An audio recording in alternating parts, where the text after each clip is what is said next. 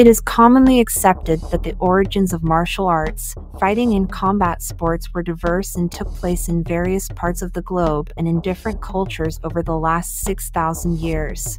But all were motivated by a need and a yearning. Faced with the adversities of community life, people face conflicts and are often confronted with threats to their lives. As such, they need to defend themselves and look for ways to do so.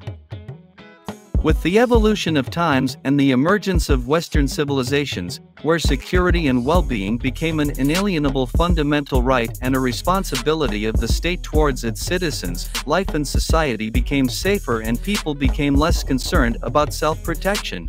Although there are still societies where martial arts are highly sought after for self-protection, nowadays they are much more sought after as a way of life, for self-knowledge and to maintain physical and mental well-being.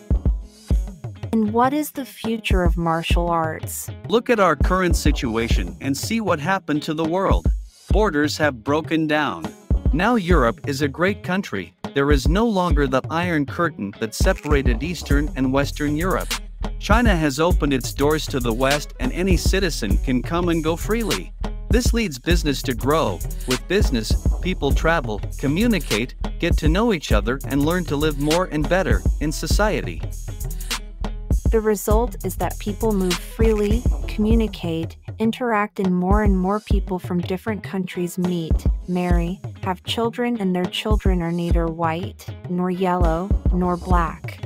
They are simply people, children of parents from different countries, with different origins, but they are people, like everyone else. Fundamentalists may think not, but martial arts are like people.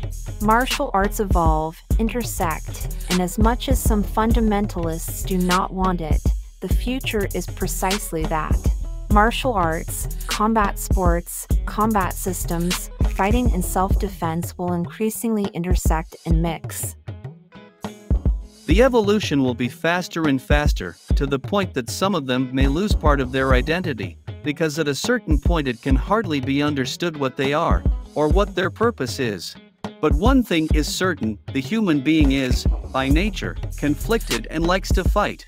That's why martial arts will prevail and continue to exist.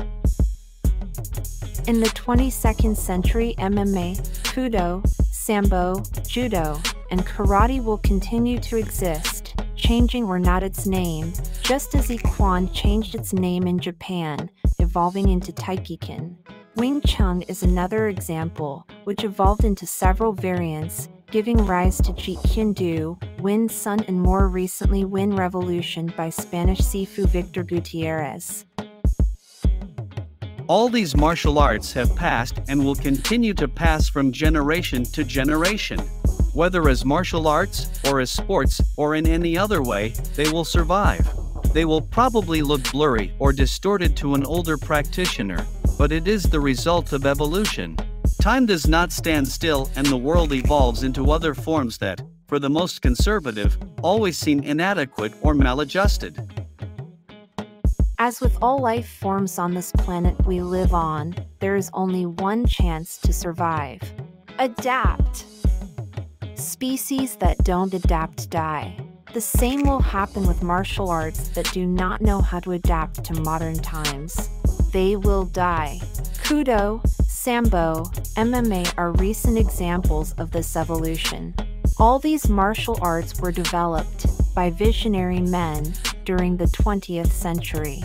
The same had already happened at the end of the 19th century and beginning of the 20th century with Judo and Karate. In the 21st century, the viral power and speed of the web will only boost the appearance and evolution, ever faster, of new styles of martial arts and combat sports.